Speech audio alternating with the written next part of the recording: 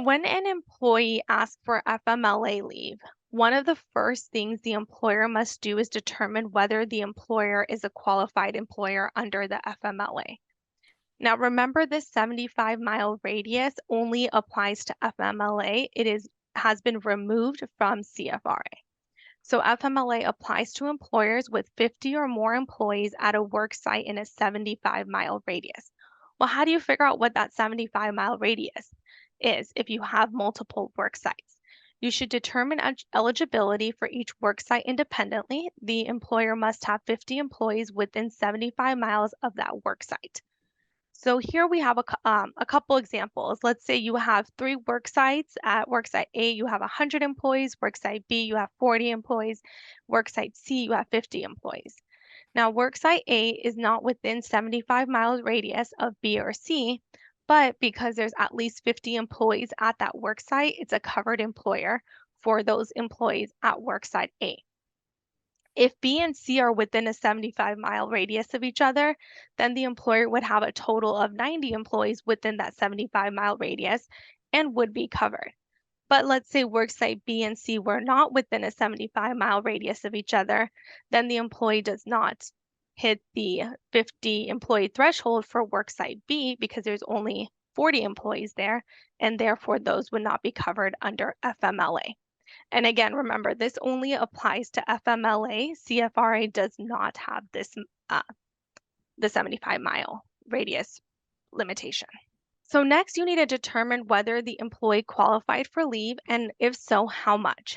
So to do this, the employer needs to calculate the 12-month period for FMLA and CFRA. Employers should choose a method and apply it consistently to all employees. If an employer does not select a method, the method that provides the most advantageous outcome to the employee is applied. This method should be clearly stated in your handbook and leave policies. So there are 4 ways to calculate the 12-month period.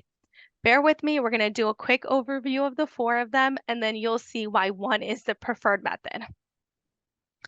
So the first and second methods for calendar year and fixed month period are a little similar. The first method is the calendar year method. In this method, the 12 work weeks reset every January 1st.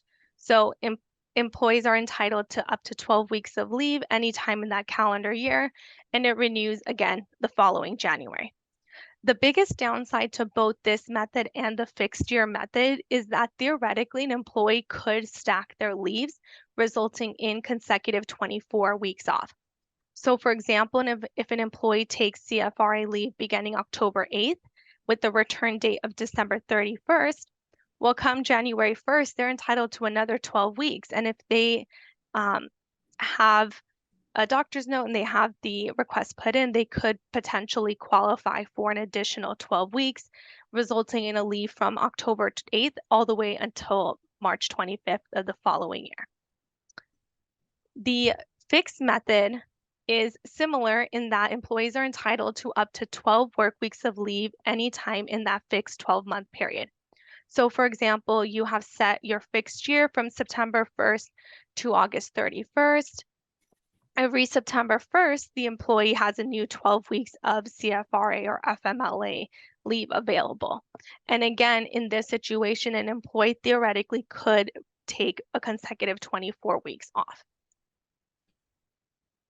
The third method is considered the look forward method. In this method, you look forward from the date that the employee first takes family leave and look forward 12 months. So the employee is entitled to up to 12 weeks of leave beginning on the first day of family leave, and the next 12-month period begins after the completion of the prior 12-month period. So if you have an employee that takes 6 weeks beginning May 1st, they have until the following April 30th to take the remaining 6 weeks. Once the employee has taken all 12 weeks, they've exhausted their CFRA and FMLA leave until that April 30th. On May 1st, the employee's entitlement is reset, and they now have an entitlement of 12 weeks of CFRA FMLA leave available. The last method, now, I know that was a lot of information, and if you're completely confused, don't worry. This is the one that, in my opinion, is the easiest and the one that most employers tend to use, which is the look backward or the rolling method. Now, this method, the rolling 12-month period is measured backward from the date the employee uses any family leave. So each time the employee takes their CFRA or family leave, the remaining leave is any balance of the 12 work weeks not used during the immediately preceding 12 weeks. So you have an employee that requests 3 weeks of leave on October 1st to October 22nd. The employee needs to look back to the prior 12-month period. So that's going to be the prior October 2nd to October 1st, and see if the employee took any leaves. So in this example, let's say the employee took the following leaves. They took 2 weeks in February, 6 weeks in June, 3 weeks in August. So the employee has already taken 11 weeks of their CFRA and FMLA leave in that 12-month period. So the employee only has 1 more week of CFRA, FMLA leave available, and they can start taking leave beginning on February 1st as those previous February leaves start to roll off. So remember, for an employee to qualify for CFRA or FMLA leave, the employee must have been employed with the employer for a total of at least 12 months prior to the commencement of the leave, and have worked 1,250 hours in the previous 12-month period. So the first question we see a lot is if you have an employee that was on another leave, for example, a pregnancy disability leave or a leave as a reasonable accommodation, and now they're requesting CFRA or FMLA leave, does the time that the employee was on leave, on that prior leave for PDL or as a reasonable accommodation, count towards that 12-month period for FMLA or CFRA leave? Yes. So when an employee is on a leave, either under another protected leave statute such as PDL or as an accommodation, the employee is still considered employed. Therefore, the time spent on that leave counts towards that 12-month requirement. This varies a little bit from the second part of the eligibility requirement, which is calculating the 1,250 hours of work for an employee. So how do you calculate whether the employee has worked 1,250 hours in the previous 12 months if they were on another leave prior to seeking the CFRA or FMLA leave? So if an employee takes a leave, except if it is under PDL, and then they seek leave under the CFRA, you're going to calculate the 1,250 hours beginning on the year prior to the first day the employee would take the CFRA leave.